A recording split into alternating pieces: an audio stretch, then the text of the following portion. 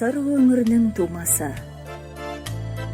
Адам жанын тебірентер ән шығарып жүрген Шәмші, сыр сұлуы әннің шығу тарихы туралы былай деген. Я болашақ әннің әлде қандай нобайын сүргендей болдым.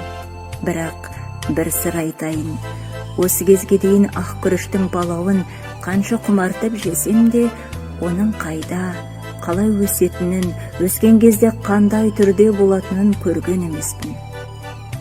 Ал көрмеген нәрсені қиялда тербетіп, ол жайында жанды тебірентер дүние туғыза қою қиын. Сол мезетте ұйымдастырушылар сыр дақылынан мол өнім алған бригадаға шығады.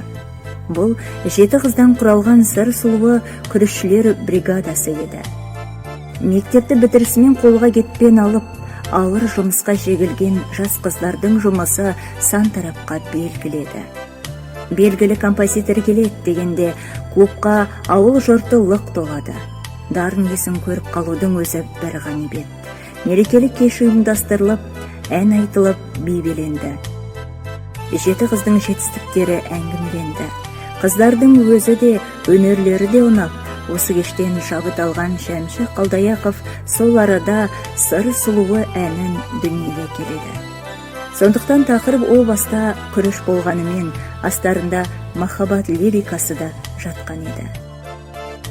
Ал мәтінін жазу үшін Шәмші Қалдаяқов көп ақынның ішінен дарынды ақын Зейнолла Шүкіровке қолқа салыпты. Сол мезетті еске алушылар жазбасынан: біз ақынның үйіне келдік. Төсекте жатқан ақын денесін жастықтан бірер рет көтеріп амандасты. Сәлем Зейноллаға, мен Шәмші деген ініңіз болам деп құшақ жая ұмтылды. Зекең де құшағын жайды. Сол сәт ойымызда жалт еткен бір ой: қайран денсаулық-ай. Аяғы сау болса, Зәкең ұшып тұрып Шәмшіні кеудесіне басар еді деген ой еді. Осы әннің арқасында қосталан сыр бойында кездесіп, әнді жұртшылыққа ұсынады. Бүгін Зейнолла Шүкіровтің туған күні.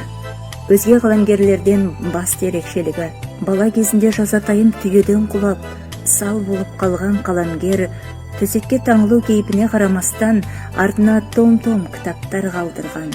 Арал дәптері, теңіз жыры, сағыныш атты өлең жинақтары, тоғысқан тағдырлар, жүрекке әмір жүрмейді деген повестері, өткелдер романы, шоқтығы биік туындылар.